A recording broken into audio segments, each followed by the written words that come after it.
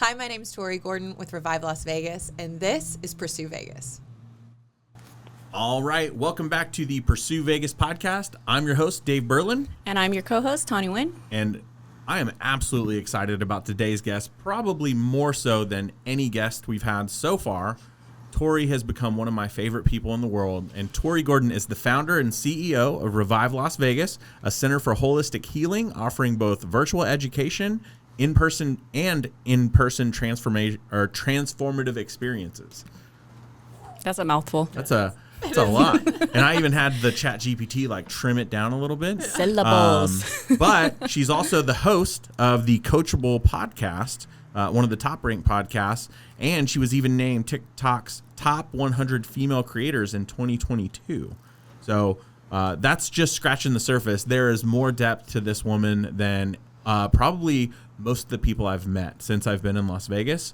Tori, welcome to the Pursue Vegas podcast. Thank you for having me. I'm so excited to be here and spend some time with you guys. Thanks for asking me on. You got it. What are you excited about? Because you have been working on some really incredible stuff.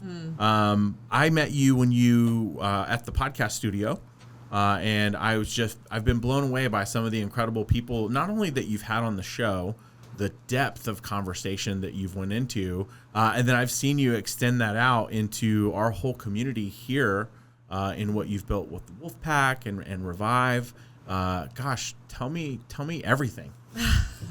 Yeah, it's crazy to think, you and I met almost 2 years ago, and that was right around the time I was moving to Vegas. And it's interesting, one of our mutual friends and mentors, Dave Meltzer, I saw was filming over at Blue Wire Studios at the Wynn, and I was new to Vegas at the time and was looking for a place to host my show.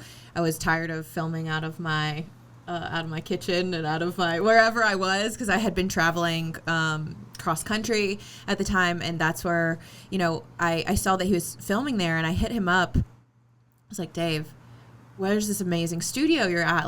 Can I come by and see it? And I did, and that was the first thing, this magical moment that opened me up to Vegas itself in terms of what the possibilities are here, and how much, if you get connected to the right people, your life can transform. And that day I saw that studio, I was like, I want to film my show here.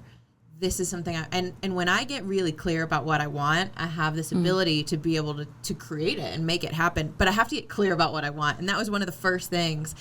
And within a couple months, I'd signed a deal there, and then, you and I got connected.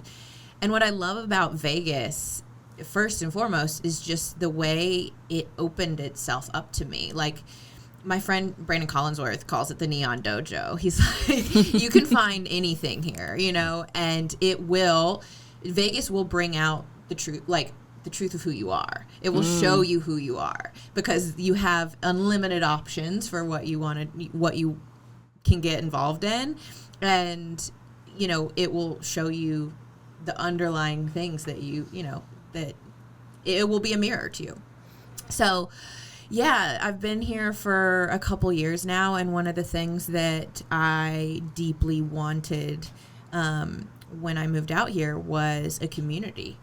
And what I mean by that is people who I could gather with intentionally outside of a party scene, that actually, I'm not sure if I can cuss on the show, gave a damn about me and knew my name, that I could walk into a room and give someone a genuine hug and know what's going on in their life, where I could walk into someone's home and feel like I'm not a stranger, that I belong here. And that was something I had longed for a really, really long time. And so, of all places, somehow I ended up here, and this has been the birthplace of the best community I've ever been a part of. And you're part of that, Dave. And, I'm sitting here now because of the friendship and the relationship that we've built.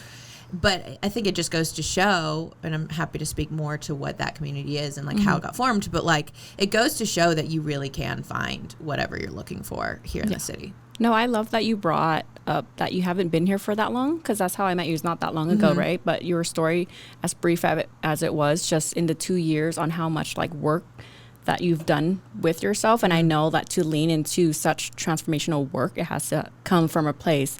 And out of all places, I think a lot of us chose Vegas, ironically, as a place of rebirth rather than just a place to come live. And, you know, when we begin to talk about like we're getting rooted here, but first, like to be rebirthed and to get rooted somewhere, you really have to lift. And I love that you brought up, like it really shows you who you are, because there's all these temptations, there's all these desires and false illusions of what lifestyle looks like here, or just the choices that you can make, or you know, the wrong turns you can take, right? And all the false narratives and perceptions that people have of the city and of the people of the city. And then we choose to lean into something a little bit more leans on the business, entrepreneurship, holistic side of things, and it's surprising to a lot of people. So I'm just kind of wondering, like, even before you got here, you were soul searching on a road trip, and how did you decide to land here for your rebirth? And what was that like kind of darkness that, you know, like what was that moment like for you, so that you can like spark this change in yourself? Yeah, I love the question, because this is the kind of stuff that I love to talk about, because it's the reality of how, you know, what I do now wasn't birthed overnight. It comes from, you know, being in crisis, which we can all relate to. It's in some way or shape or form. For me, I was living in Atlanta for about 7 years prior. I had lived in several different major cities, Dallas and San Diego, Atlanta. And I went through a separation, and I had felt like that separation was the catalyst for me to, during that relationship is when I had a spiritual awakening. I had lost my mom in 2018, and that was on the heels of losing my sister and actually most of my other immediate family, and living through a natural disaster that devastated our home and our community where I'm from. And that was the waking up, the beginning of my, you know, awakening journey of realizing like what matters to me, what's important. I have to do a full reprioritization of my life, because at the time I was really throwing myself into what I thought was success, what I thought I wanted, which was a certain lifestyle, certain accolades. I had a beautiful home. I was making a lot of money. I was dating the Major League Baseball player, and on the outside, my life looked really good. But there was a moment where I walked outside one day and felt the sun hit my face after 2 weeks of being indoors, depressed. And I was like, oh wait, something's wrong. I'm not okay. But my life looks great. And I started to come up with this motto. It was like, I want to build a life that feels as good as it looks. Because I know a lot of people, and I've been that person who had the life that looked amazing and that could convince everybody that I was on top of the world, but I was so disconnected from myself. And so to take you through that process, it was like I had this coming to Jesus, essentially coming to myself, coming home to what matters to me moment. And I decided to leave a relationship. And I feel like for me, one of the major lessons life has asked me to learn over and over, and it asked me then when I got in the car and decided to leave Atlanta and start traveling solo, was the question life asks me is, how much do you trust me? How much do you trust me? Because I was literally sitting in my car outside of Chipotle in Atlanta, Georgia, about to get on the road with no destination in my, like, I was just following my intuition. I was like, this is an experiment. I don't have a plan. I don't know where I'm going to go or for how long I'm going to go. I'm just going to go where I feel led to go. And then when I don't, I'm going to go somewhere else. And I was sitting in front of that Chipotle, and life was like, do you trust me? And what that was also asking me was like, do I trust myself? And so I feel like the healing journey, the transformative journey that I've been on over the last 6 years has been a journey of learning to trust myself really deeply, that there is something within me that is guiding me that to somewhere I only, can hope and long for within my heart, but I don't know how that's going to unfold. And so it's me continuing to say yes to stepping into uncertainty. And that's what I did. And I traveled to Sedona. I traveled to the Grand Canyon. I was in Flagstaff. And I remember being on a mountain in Sedona, and I'd taken some mushrooms and was like soul searching and like was at the top of this beautiful peak looking over this incredible view. And I had this moment, you know, as mushrooms kind of, if you've ever done them, they have a way of teaching you and revealing to you kind of what's true for you at the moment. And I had this grief come over me, and I was just grieving the life I thought I was going to live. I was grieving the life that I was like, my family's dead. I'm leaving a relationship. I'm starting over at 30. I don't know where I'm going to go. I never thought this would be my life, right? And yet here I am.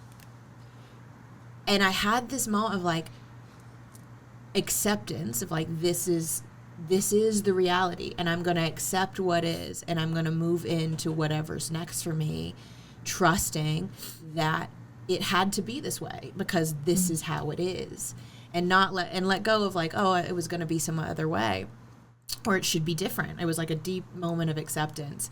And the next day, I had sent a bunch of texts out to friends, just appreciating them for who they'd been to me and their role in my life.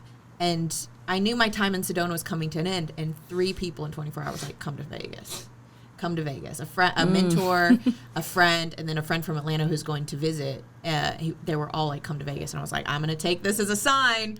I'm supposed to go to Vegas. And I didn't know, how long I would be here. I thought I was going to be here for like a couple days.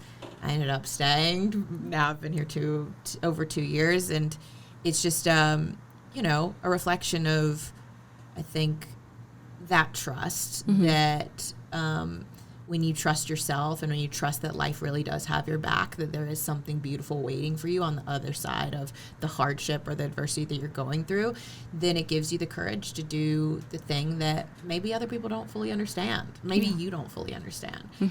But it led me here, and I'm so grateful that it did. Yeah. And I just want to acknowledge you for even being vulnerable enough to share that, because when, now with social media being so openly readily available for people to have access to healers and facilitators and anyone, practicing Reiki energy work and all of those, more mainstream work. And that's why I love the getting in deeper connections with someone, because before, my favorite thing, it's always like you can't lead someone to where you've never been before. So if you've never led yourself out of darkness, how do you know what someone else needs? Because now it's becoming a culture where that itself, it's getting monetized. For sure. And that's something I'm always hesitant about, to where people are like, hey, you have to meet this person, they're a spiritual worker, and like all this fluffy stuff. And I'm like, okay. They're like 21 and got a degree in psychology, and they're throwing like theories at you, and you need to expose yourself to uncomfortable truth. I'm like, okay, yeah, So when getting in touch with people kind of like in our circle, it's really admiring to know like the depth of the work that it actually takes. That's not cute. It's not pretty. No. It's a lot more awful than we all want to admit. It's a lot. Healing is not bubble baths, and self-care isn't like, pampering yourself. Like, it can be, but like asking someone to heal is asking them to revisit the most painful experiences of their life that they've ever been through, and to revisit that with love and with compassion and with tenderness and not to avoid the hard things. And that is messy, And so I wouldn't trust I personally don't trust people who've never,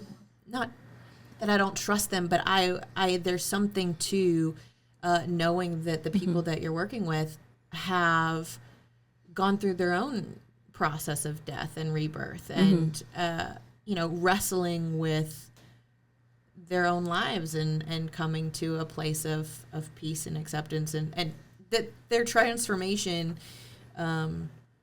is a byproduct of their ability to go into the places that they don't want to go to. Yeah. And then, with Dave, like, I know you've done your healing work too, but for girls, like when she brought up like building a life that actually feels good, speaking just on a, female side, it's really good for us to, or it's a lot easier for us to make it look like we're successful, because as long as you get your hair done, your lashes done, put on your nails, that is just you manifesting or projecting your insecurities through spending a bunch of money to impress other people, to try to prove that you look successful, right? And a lot of that deeper work, whether it be like money manifestations or something that is a part of you that has to die, right? Like people talk about ego death and identity death, but it's always replacing like habits with other habits, but it's the same pattern.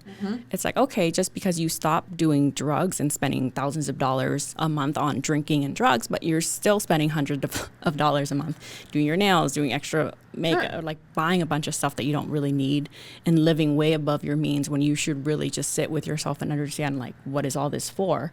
So I just want to acknowledge, like, even for that, like you kind of, we've talked about this before. It's just a lot of people are using spirituality as a bypass to just go into meditation and get way up and get high on their own supply. It's a new spiritual supply that we're bombarded with, and then come back down, and then they want to get back up again. So it's just a new high they're chasing, right? And it's just, they're never really going below and going into the depth of doing the actual work. And it's just ironic we're having this conversation in Vegas, because drugs are readily available, and every other form of therapy, ketamine, MDMA, and everything is so readily available. No one wants to talk about it because it's so taboo and it's so integrated into, the party scene, but not the deep healing scene, which I'm still hesitant to even bring up, because it's kind of like, oh, you do drugs, like. But I think it's important, you know, for the people who are open, this conversation isn't going to be for everybody, but for the people who are ready for and open-minded and are looking and searching for something, it's going to be for them. And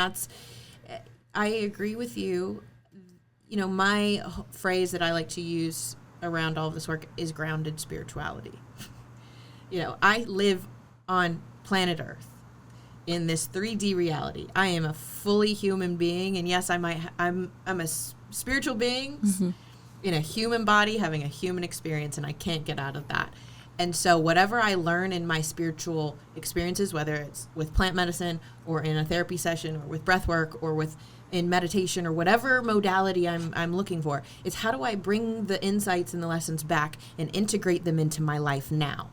And how does that change how I live, how I treat myself, how I treat the person at the grocery store? If I don't integrate them and my life doesn't change as a byproduct, then I'm just doing things to look a certain way or to make myself feel like I am making progress, when actually I'm still repeating the same pattern with a different box around it. It might not be party and scene, but now it might be shopping, or now it might be even personal development, and we're still trying to fix ourselves. But it's, I like to call it grounded spirituality, when you're able to use those experiences to learn about yourself, and then you actually implement and apply that to your life. Well, you've done a phenomenal job. In the short period of time that I've known you, I've watched you grow through some just overwhelming challenges. I do want to speak to your experience coming here. I don't know if this was part of your experience at all. I drove a rental car out here one way, right? And it was to go through a divorce, right? And I was everything that I had hoped for and believed for years. That story changed, but my son was here, and I needed to get closer to him. The resources at the time, because going through a separation, divorce, I drove a rental car one way, and with everything that I had in it. And but I was listening to The Alchemist on the way out here, and there was parts of that just have always been with me, because it says, the desert will teach you everything that you need to know about yourself. And I've really carried that with me ever since. I don't know if we've talked about The Alchemist and, all the different books and everything, but that was something that, even the fact that there's a pyramid, I was like, that's kind of funny. But that's been a whole reality that I've been a part of for me. And in that same thing, I came here, I went through all of the different challenges and the vices, and this place will chew you up and spit you out. There was times where I was like drinking every day. And like I hurt myself one time because I fell, and I just I didn't take care of myself. And I look back on that now. I've been sober, this whole year. And I just look at this whole city, I look at all of life completely differently. And a lot of that has to do with some of the things I've learned from you, the different modalities of how to approach trauma. I've had some amazing phone calls. I've attended a lot of your stuff, which I encourage people to go to all the time, but also because of the community that you've built and the time that we've spent, I feel like I've gotten a little bit extra. So can you talk a little bit about the community and how that's evolved and because again, you were just hoping you could find a place where you could walk into a room and hug people and people cared or gave a damn, but you've built so much more than that. Yeah, I appreciate that. And I love The Alchemist. One of my favorite quotes is like, the universe is always conspiring in your favor, and I believe that to be true. That's the way I try to view life. Is like life is either against me or it's for me, and I choose to believe that it's for me. And like you said, I was looking for I had built a prominent audience online. I started my business and started coaching and doing all this stuff in 2019. And everything I had built under the personal brand at that point and through the podcast had been on TikTok and Instagram. And so I had a great community, and I had fellow colleagues and friends and people that I connected with on this stuff, but they were spread out all throughout the world, and I was ready for people to do life with. I was ready to be able to have meals together and do, all the things. And last year, like many people, I spent the first year out here kind of getting a little lost in I was like, let me, play and experience all that life, in Vegas has to offer. And there was value in that. And then I got to the point where I was like, all right, I need to get focused again. Because I had been I was maintaining the success that I had built up until that point, but I wasn't creating anything new. So last year, like I tend to do, I am pretty spontaneous and oftentimes will do things on my own, like travel cross country. I decided to go to Burning Man for the first time alone. And that was so eye-opening, because if you've ever been to Black Rock City, if you've ever been to Burning Man, if you haven't, it's one of the most creative, liberating experiences you can have, because there is a sense of freedom to explore and to try new things and to live out, a version of you that you might not fit into the regular box of your life, right? And I went with a camp that I went alone. I went with a camp, but I didn't know anybody. And there were other facilitators and healers and people in the space, coaches and teachers. And I left that experience feeling so integrated and part of something, even though I came in knowing not a soul. And, I call Burning Man like the ayahuasca of experiences, because it really requires all of you to show up. It will test you in so many different ways. And I came, because of the way that camp was led by the leaders, I felt part of something. And I came home and I had this epiphany, it's like, I'm tired of waiting for someone else to invite me into their community. And I was like, if this is something I desire and I dream about and I want, then it's up to me to create it. And so I came back and I put basically everyone I had met at that point in Vegas in a big WhatsApp group chat. And I said, look, this is what I want to create. I'm tired of hearing people say Vegas doesn't feel like home. Why? Whose fault is that? It's our fault. Yeah. Let's, you were talking about setting roots here, building roots here. And I'm like, let's make it feel like home. Like, there's so many things to do in this city. No one should ever have an excuse that they don't have someone to go with, or they can't go because they're going alone. So, like, first of all, it was a social thing initially about, hey, these are the festivals, or these are the things that I'm going to go to. If you guys want to go, let's get a group and go. And my 3 rules, initially, I was like, look, if you don't want to be a part of a group chat, totally fine. Not personal, just leave. You know what I mean? It's all good. But what I want to create is a group of people where we do life together. And the rules are have fun, no drama, be inclusive. That's how it started. And I did a meetup, and a bunch of people came. And then we went to Life is Beautiful last year. And we had a great crew. And one of the girls, you know, we're all having the best time. She comes up and she's like, are you a sheep or a wolf? I'm like, I'm a wolf. She's all night. She's like going to each little person, are you a sheep or a wolf? Like secretly.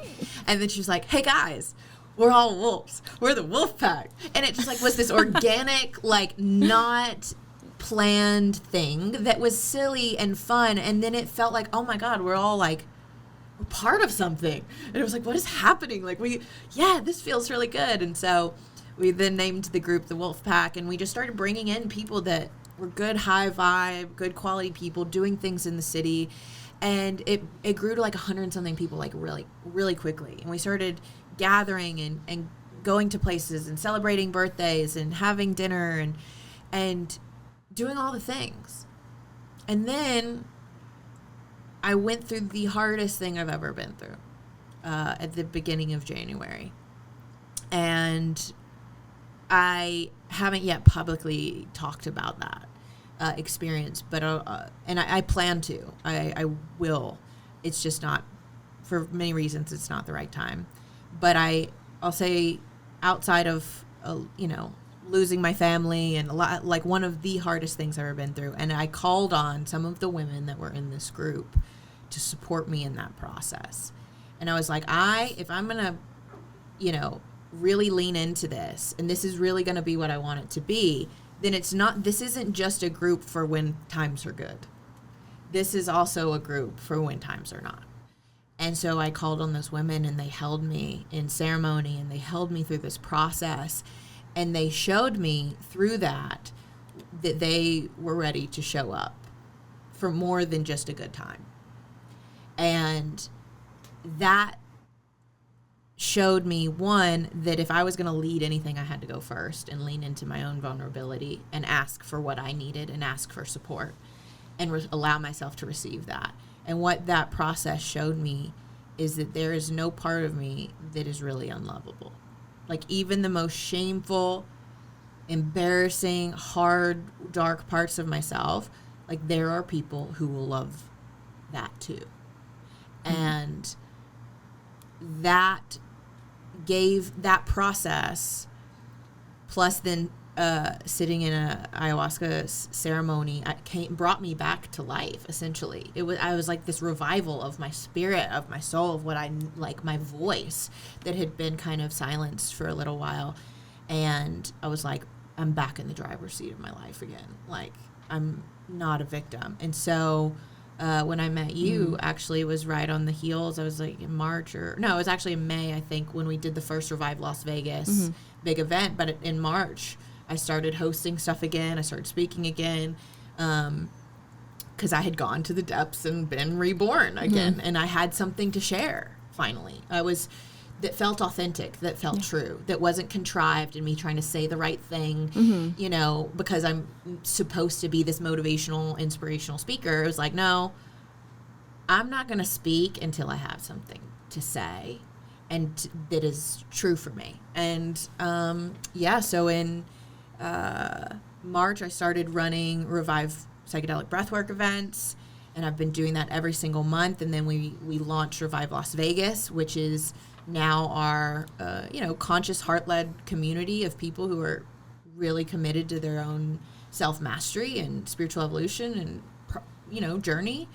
And it's evolved from there. And now we've got an incredible community. So what was Wolfpack, which is friends and, people doing big stuff in the city, was one piece of that community. And now Revive Las Vegas is, becoming this hub for healing in Las Vegas, where we're really here to show that there's so much more than to Sin City than, strip life. That this can also be a hub for a lot of light, for everywhere, to the degree that there's darkness in this city, there's a lot of light too. Yeah. Law of polarity. Yeah. That's a lot of times how people meet. It's like either at your worst, it's when you find your true friends, because people want to talk about keeping the circle small and all that stuff. But I learned recently is like, you may have a small circle, but like, who's really in your corner? It's like when you're at your corner, like when your back is against the wall, when you're at like your worst, that you don't even want to accept yourself. Right. Who are those people that is actually like steps in picks you up. Well, I mean, and the rides with you. statistics show that most people do not have meaningful connection in their life. That we are in a loneliness epidemic in this country. People are disconnected from themselves and the people in their lives. And I want to shift that narrative, but that can only shift culturally and within the collective if it starts to happen on an individual basis. And that's what I'm committed to, is to freeing myself from the limiting beliefs and constructs that tell me I'm separate, and allowing myself to connect to myself, and then creating a culture within my community that's like, what we're going to be known for is our love, how we love each other. That is what I want Revive to be known for, is how we take care of each other. Not for how many people get in the room, not for how many ticket sales. I could care less about that. The culture of something is how does it make you feel to be part of it? And that's what I want to create. And that starts on an individual in the privacy of every individual's own heart. I want to speak to that because I had, we'll just say I had an experience this last weekend where I went through some transformational experiences, and everything that you just said, I've never said this out loud before. I've been a part of communities. I've been a part of tribes, one of the most tribal organizations on the planet as a Marine. And I've never made the comparison before, but there was a point where, because I've been with Wolfpack since day one. Yeah. And there's times, like, when you talk about, it still kills me, but I love all of you for it. I wasn't able to go to a lot of the events and a lot of the shows in the early days because I was still working as a wedding DJ. My weekends have been busy from 2010 until just like November of last year. I just started getting weekends back as I stepped back from the wedding DJ stuff. But there were so many times where I felt such an unconditional love. All my family's gone too. I've lost all my family. I moved out here for my son, and that's pretty much the extent of my actual core family that I have. And with that, it's been really powerful to be a part of your community, but also there was a point where it was so overwhelming. I was like, this can't be real. Yeah. Like I was like, I don't know, this seems a little, and it wasn't, there was nothing that was malicious about it. There was nothing even suspect. It was just, I don't know that that's something that really exists. And time and time again, you and so many other people in the group have proved otherwise. And I'm so grateful for that because when you look at the caliber of people that are through that whole network and what we're all doing and what we're all connected to, like we need that. We need that because a lot of us are for some of us, like you and me, we've lost most of our family. Yeah. But for some of us that haven't, we're the black sheep in our family. But this is a place where we can be safe and not only be safe, but grow. So thank you. Yeah, I want to raise the standard for how good it can get. You know, like that we don't always have to struggle alone, that we don't have to expect the worst all the time, that you know, that our past doesn't have to be our future. You know, just because we haven't experienced that in the past doesn't mean that that's not possible. And although it might be unfamiliar to show up in a place and be like, wait, these people like love each other, and like this has to be a cult, or this has to be like some like, hippy dippy mishigash. Right. Like what are they on? You know what I mean? And it's like we're just like nothing. It's about getting in touch with, like, letting go of all of the things that tell us like you don't belong here.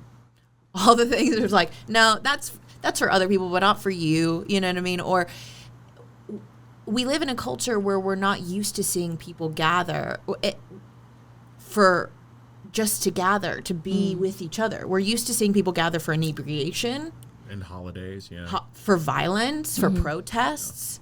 Like, when do people get together just to gather, to commune, to share, to like celebrate, you know? And that can be really jarring if you've never experienced it.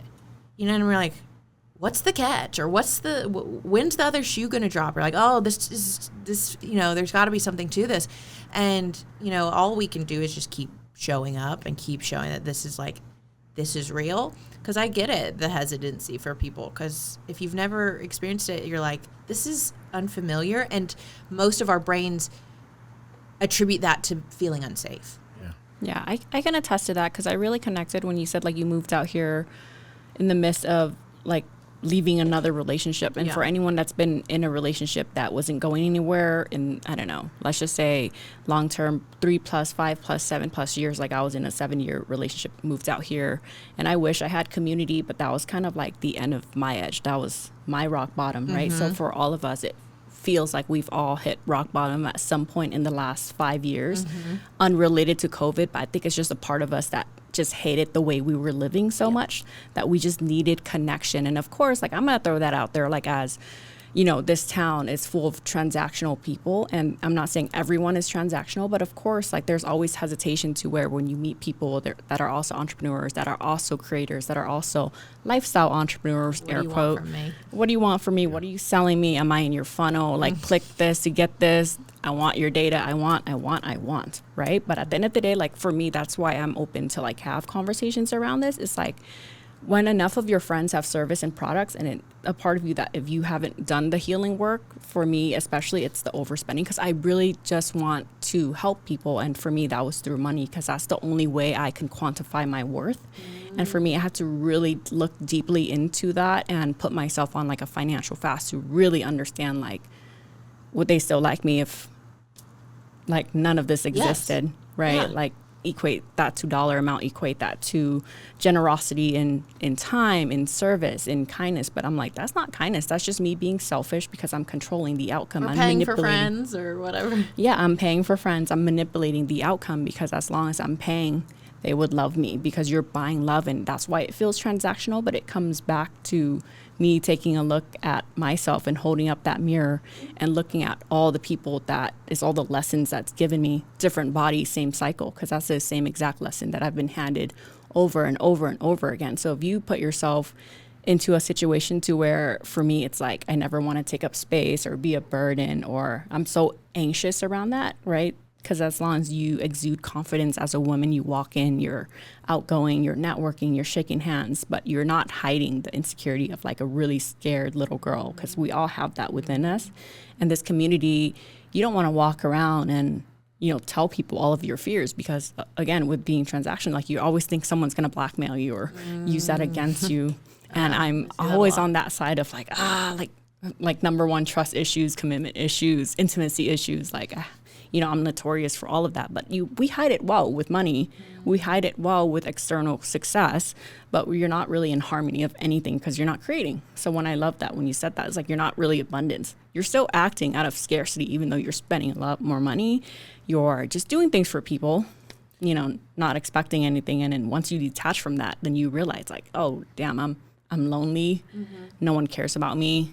And I'm also by myself. We come into this world alone and we leave alone, So sometimes, like, when you sit with that, you're like, oh, fuck, like, what now? I think it's an important conversation, around what does success really mean?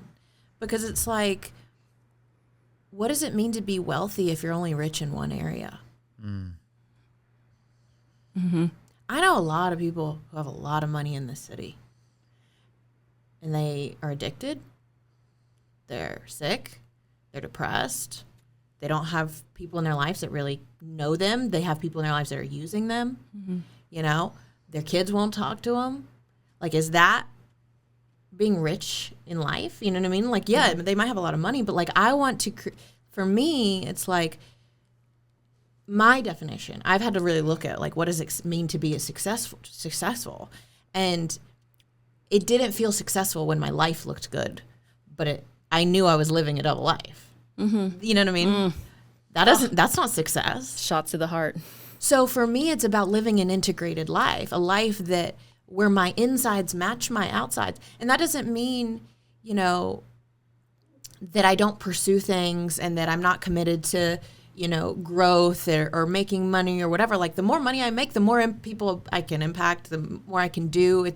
But, like, I think we've got to take the money off the pedestal and be like, because this whole question around worth, it's like, who are you when all of that's taken away?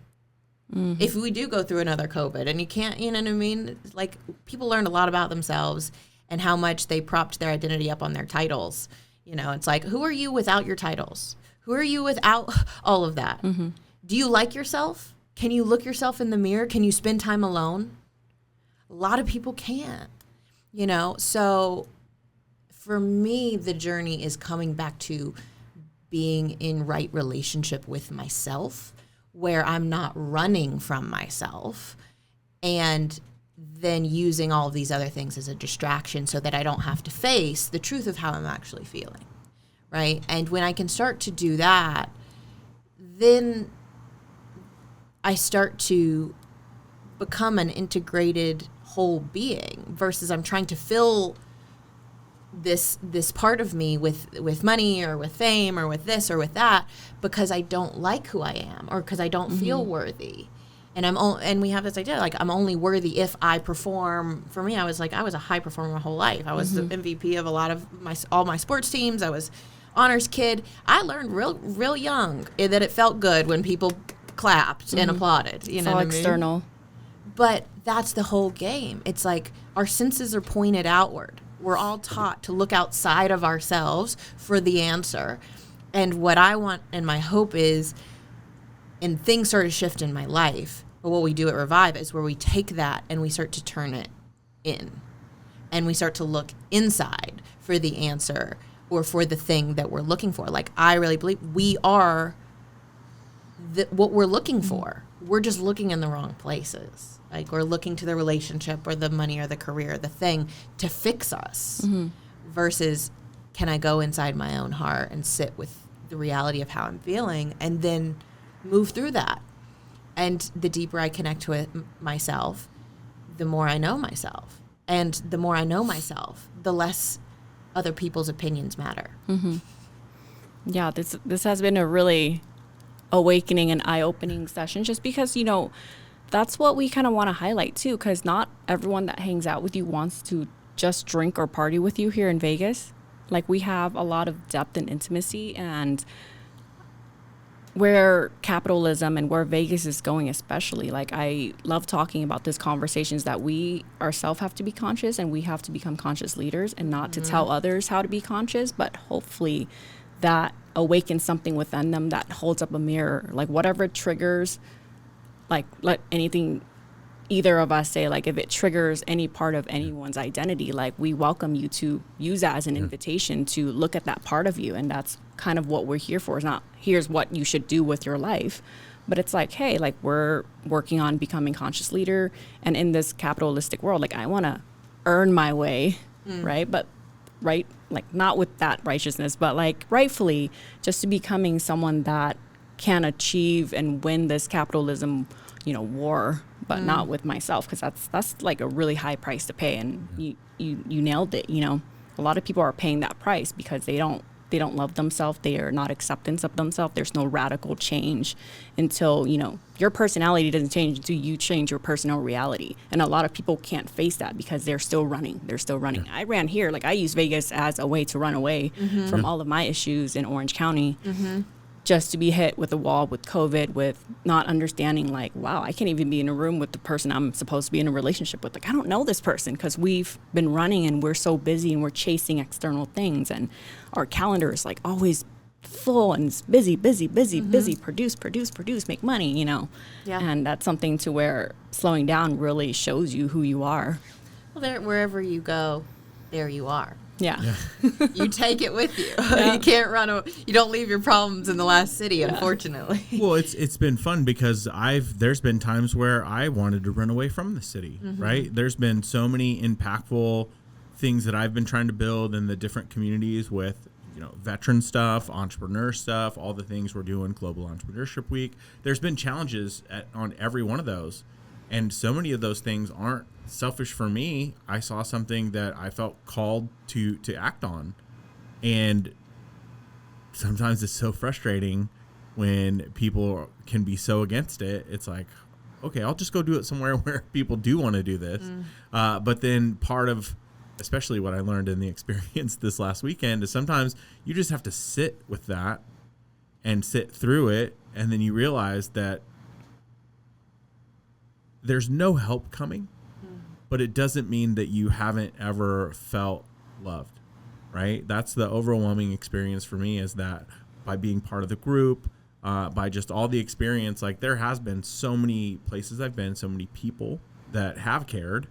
And so many times I was running from that because I always felt like it was all going to be over at some point. And, when's the other shoe going to drop? And then but to your point, what if it just doesn't? It's funny because I brought this up in the green room before the show. One of the first episodes that I watched that you did was with Carissa Johnson. And you asked her, what do you think is the biggest lie in this kind of healing world? And she said that it has to be hard. And I was that just killed me. When I say it killed me, it just brought me to life, because I was like, it doesn't have to be hard. But I was taught work hard, right? And it's it has to be hard. That's how we have worth. And just that simple concept of, what if it doesn't have to be hard? What if you don't have to get to this and then you're happy? What if you just are happy and then all of the things start to happen after that? So I've taken that and I've watched that clip 1,000 times. I've shared it with hundreds of people. My question for you in all of the work that you've done is the same question. What do you feel is the biggest lie in that whole space of healing, truth, and where do people get it wrong? Wow, great question. It's your question. Yeah. There's several, but I think we just touched on one of them, which is that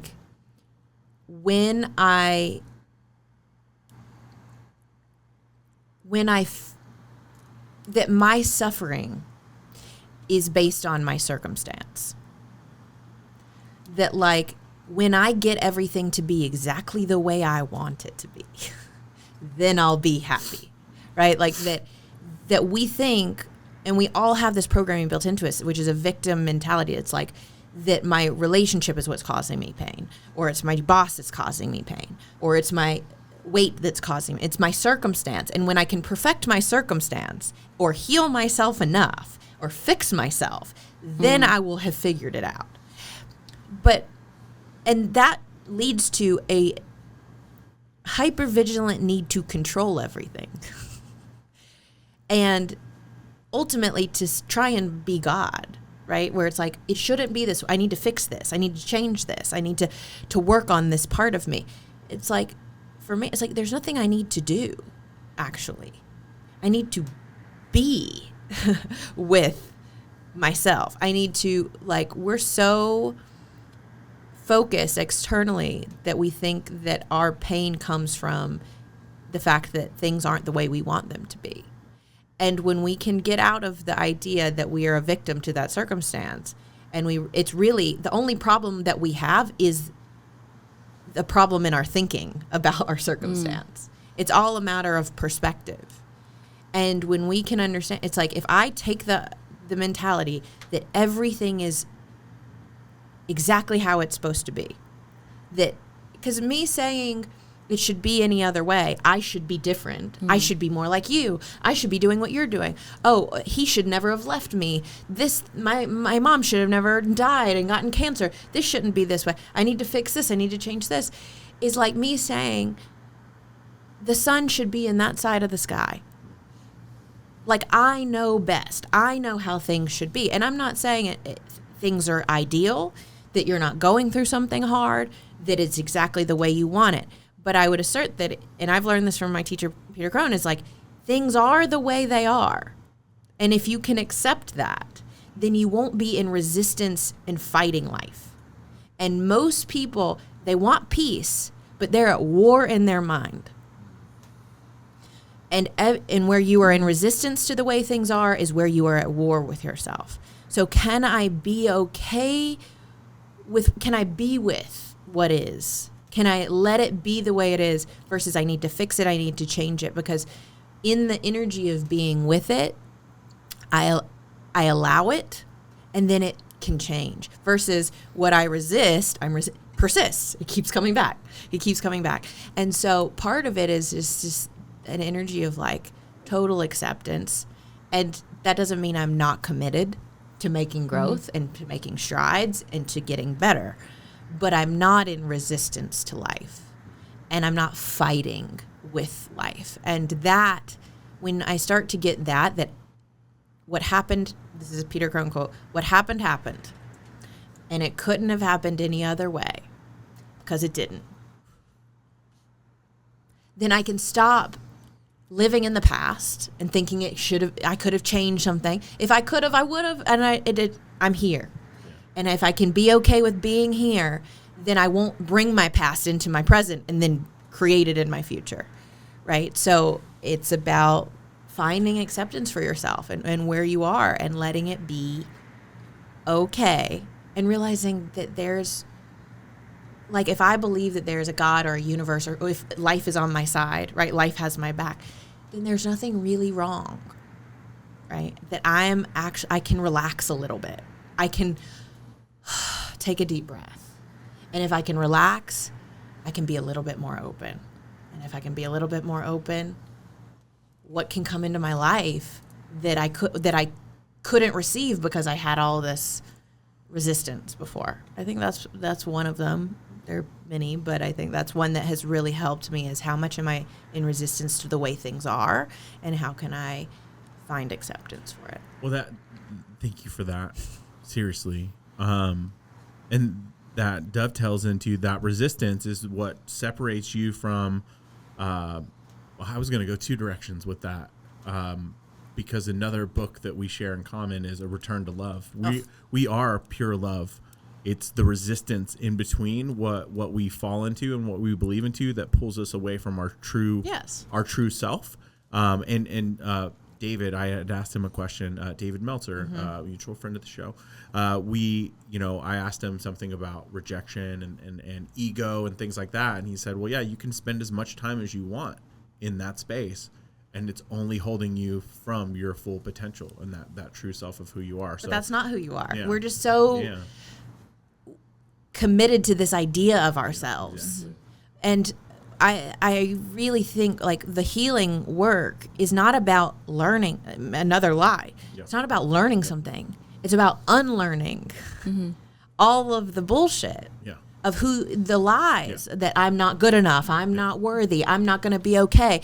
And remembering, I am part of the whole. Yeah. We all come from the same source. I can never be disconnected from that. I am not an ocean in the drop. I'm a drop in the ocean. I am the ocean in a drop. I am localized divinity. And when I believe that, anything is possible. Yeah. And I don't live in fear. Fear comes from the small self that thinks we're separate from that. And I think the healing journey is about remembering more than it is about learning. Tori, that's beautiful and amazing and so true. You have done the work, and not every single person that attends one of your events is going to experience all of that in one session or one event. But in my opinion, they're going to get pretty damn close. And if they really allow themselves the opportunity to step in and show up, they could probably take a bigger step further than they might have ever taken. So can you talk just a little bit about what's evolved now into the breathwork experiences and the things that you have that are coming down the line here in the next several months as we get towards the end of the year? For sure. So breathwork is one thing that we're offering and kind of has been our flagship kind of class that we launched Revive with, which we run right now once a month. We might go to twice a month. My big vision is I want to have my own studio. I'm looking for somebody who's interested in investing and helping us get our own space, because to be able to host these things on a regular, recurring basis and give people a place that they can feel and come home to themselves is so important. So right now we're doing once a month breathwork. We have one coming up this weekend. or explore different topics. And it's a place where people can come and release and let go of the internal baggage that they've been holding on to. I also run a women's program called Revive Women, which is a community of heart-led, purpose-driven women that want to do this work together. We meet every single week, and then we are implementing in-person work. And it's just another way to get really tight-knit and do life with each other. It's a membership-style community. It's $97 a month. You can cancel anytime. But the people who've been in that are, there are women who've been in there from the beginning. When I started it under a different name years ago, and this is who we do who do I do this work with? It's like, most people are doing all this in isolation at home. Maybe they're in their journal, asking themselves some questions, but that's a place that women can come. We're potentially bringing a men's group in for Revive Men, and then what I'm going to be doing is monthly workshops around different topics like shame, like nervous system regulation, like emotional, how to master your emotions and what emotional hygiene looks like, how to release stuck emotion. So every single month I'm going to be offering a workshop that then the community can participate in if you're interested in doing that. And then I run something that is called Sanctuary, which is a ceremonial experience for people to truly come walk through what I call is like this doorway to the self, where we use different modalities within Sanctuary to help people have an experience where they meet themselves. That happens. I do that in a group setting once a month as well. We also run privates for that. And that is some of the most transformational work we offer, because that is the place where you are able to come face to face with the truth of who you are and remember. And so all of the things that we're doing, whether it's the monthly workshops, sanctuary ceremonies, breath work, or Revive Women, we're just trying to give the community a place to get integrated and to feel like they are part of something, and where they feel like they can find the safety to go within themselves and look for those answers that are only inside. So that's what we've got coming up. And then we got free stuff that we do every single month too. We got potluck dinners and park gatherings. And so if you go to the Revive Las Vegas Instagram page, there is a link in our bio that has all of our upcoming events. And we're getting really excited, really close to launching our website. So it will be revivelasvegas.com. I love that. Yeah. Thank you so much for showing up and showing us what you acknowledging your darkness actually looks like outside of the things we see on Instagram. Because honestly, right, like anyone that would, the first thing they would look at is like, how is this person portrayed on their social media? So we just really want to appreciate your time and really just showing us what the conversation can be like outside of just doing business and entrepreneurship and I get it. You know what I mean? I love conversations like this. So this is exciting for me. It's funny because you mentioned a lot of things. You mentioned the just eating food with people is one of the most intimate things for me. Mm-hmm. But how many people have we helped move? Oh my gosh. In a day, 6 or 7 different people. It's I need help moving, and it's bam, the whole people pack is there, and it's in a couple of hours. Something that can be a very painful expansion, right? Transformation. And it's just right there to show up. So that's a true test of friendship. If someone is actually going to help you move or actually pick up your phone call, because in this town, everyone likes to let calls go. Yeah, it's I saw your social media. Somebody was posting they were about to move, and now you're trying to call me. Yeah, that's also success too. Just definitively in the relationship realm. It's is there a person in this town you can actually just call just because, and they'll actually pick up and want to know what you're up to or what you have to say? Outside of I need something from you, or they probably want money or something like that, or pitching me a product or pitch me a service or some sort of that. And the fact that that's what you expect from people. Yeah. I would have said that was kind of what I would have expected at a different part of my life. Because of the community we've cultivated, that's not the standard anymore. Yeah. And so it's that gets to shift. And I am proud of that, we're creating an environment and a culture that it's not, what this community is not about me. The community is everybody that continues to show up, and we hold the standard of this is how we care. This is how we care about each other. It's cool to care. I want to make that a thing, where we are in a society where it's like, oh, let me not catch feelings and let me this. And then it's like, catch all the feelings. Dare to give a damn about something. Yeah.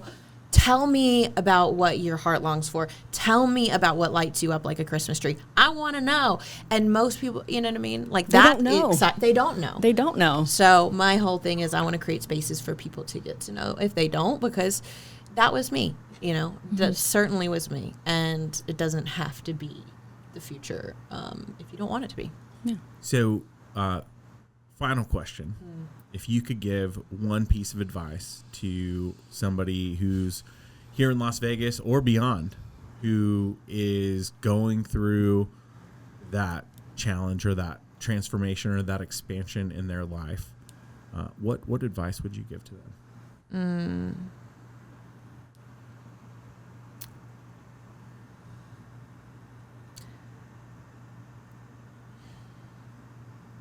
I guess I would say,